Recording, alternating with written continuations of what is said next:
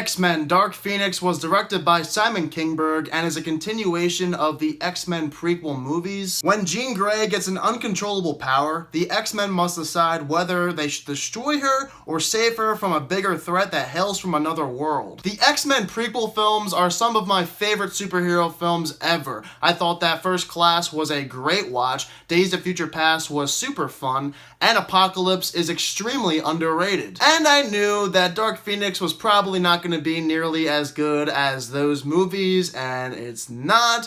And I do somewhat blame that on the fact that there were reshoots for this movie, as well as how this movie was pushed back at least once or twice. And now that I think about it, after watching the movie Thursday night, having some time to sleep on it, my thoughts about this movie now are that there might just be more negatives to take away than positives, which really does suck, because I was hoping that 20th Century Fox would go out with a bang and another great X-Men movie, but that's not the case. Now, this movie is not bad, it's just not great or even close to the level as those other three previous X-Men prequel movies. Clearly, the beginning and the end are the best parts of the whole film, especially the end and the action department. It's great, it was thrilling, I love the ending scene in this film, and maybe that's why I'm conflicted on Dark Phoenix and how I feel about it, because the ending, you do go away happy. The ending is really good. It might just be one of the best action sequences to ever take place in an X-Men film. It's that good. In a way, it makes you forget the rest of the movie happened. In fact, my biggest problem with this film is that the middle of the movie built to nothing. You can look at the middle of this film and say, it could have been cut out and it may have made the movie better. Now, with this movie, you do still have those great characters from the previous three movies like Magneto, Professor X, Raven. I've always been a really big fan of the cast in these X-Men movies too. James McAvoy, again, terrific as Professor X. Michael Fassbender, Jennifer Lawrence. I've been really high on Sophie Turner as Jean Grey, and Ty Sheridan playing Scott Summers is very likable. But what does suck about Dark Phoenix is that they changed certain things about characters to make them not as likable, and for us, not to want to root for them in this film. Jessica Chastain is also in this movie playing a big-time character, and everything going on with her and the people she is accompanied by, I did not care at all about. There is barely any depth given to them. I'm not even sure if I know their names. Her name, what is her name? I have no clue. And that's a big part of this movie. And a big part of this film I did not care at all about. I wish they did something more. Apocalypse, yes, he was not developed at all and was very one note, just like these characters, but at least he was almost unstoppable. That guy was on Thanos level, if not better than Thanos in terms of his skill set. But what did these people do?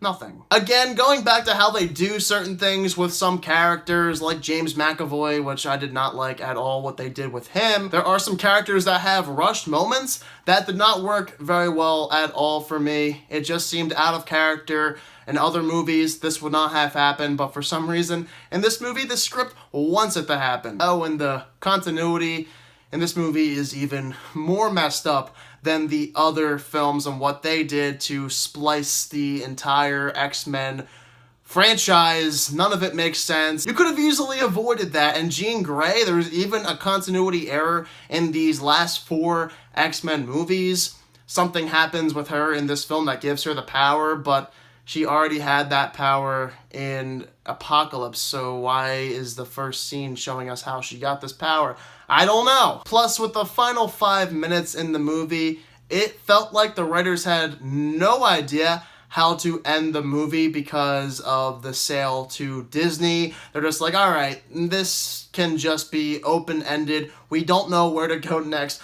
just end it this way, as basic as possible, but without giving any real conclusions to the characters. So, you know, X-Men Dark Phoenix, yes, it's a disappointing movie. It's not nearly as good as the previous 3 films in this X-Men prequel franchise, but it's not as terrible. Yes, there are plenty of things you can nitpick, just like I did for the last 5 minutes or so. We at least get a great ending action sequence in the final 20 minutes, as well as, you know, a pretty good opening. The characters here, yes, there are some things that they change, but I still like the characters. They're all very likable, and the acting is good in this movie. And the casting remains strong, but I am very conflicted on the grade I want to give Dark Phoenix, because I have such a hard time deciding how I truly feel about this film. There are some things that are good, and there are things that you can look at and say they did not care at all about this movie. They just wanted to get it over with,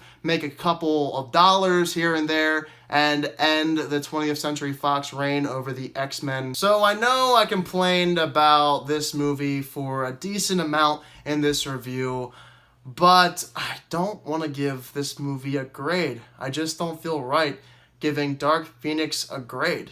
And it might have to do with the fact that I love the first 3 movies in this prequel franchise, if you want to call it that, so much, but I really am struggling to think of a grade that feels right for Dark Phoenix. I have to watch it again. I have to watch the other X-Men prequel movies again as well. I just have to watch all the X-Men movies multiple times, and then maybe I can put it all together. It'll all make sense for me at the end of the day. But if you're looking for a spectacular X-Men movie, here, you're not going to get it. It's just an okay film at best. Might be terrible in some of your eyes. I am, however, disappointed that Disney bought out 20th Century Fox, because it was always nice having superhero movies that were not in the same universe as the MCU. They felt completely different, and it was nice for a change, but now it seems like it's almost inevitable that we'll be getting the X-Men inside of the MCU, which I don't really want. I like it the way it is. It's nice having different things in different universes all taking place. I just don't like it when the superhero movies all feel the same, because that one studio is in control of every single superhero movie.